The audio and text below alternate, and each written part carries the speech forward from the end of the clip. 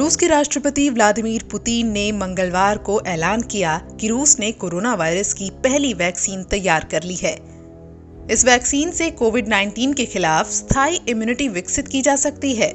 एक video conferencing में रूस के राष्ट्रपति ने कहा कि आज सुबह दुनिया में पहली बार कोरोना वायरस का टीका तैयार कर लिया गया है। उन्होंने ये भी बताया कि इस वैक्सीन का इस्तेमाल उनकी बेटी पर भी किया जा चुका है। रूस ने इस वैक्सीन का नाम स्पुतनिक वी रखा है। कहा जा रहा है कि रूस की 60% आबादी को ये वैक्सीन दी जाएगी।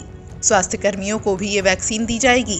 हालांकि क्लिनिकल ट्रायल का आखिरी दौर जारी रहेगा। वहीं भारत में एम्स के डायरेक्टर रणदीप गुलेरिया ने इस वैक्सीन पर क्या कुछ कहा है, वो भी सुनिए। अगर रशिया की वैक्सीन सक्सेसफुल होती है और वो हमें क्रिटिकली देखना पड़ेगा कि वो सेफ़ है और इफ़ेक्टिव है, सेफ़ कि उससे कोई साइड इफ़ेक्ट ना हो और एफिकेसी हो कि उससे अच्छी इम्यूनिटी आ रही है और प्रोटेक्शन दे रही है। अगर ये दोनों चीज़ें ठीक बैठती हैं तो ये बहुत कदम है कि एकदम वैक्सीन मिल सकती है।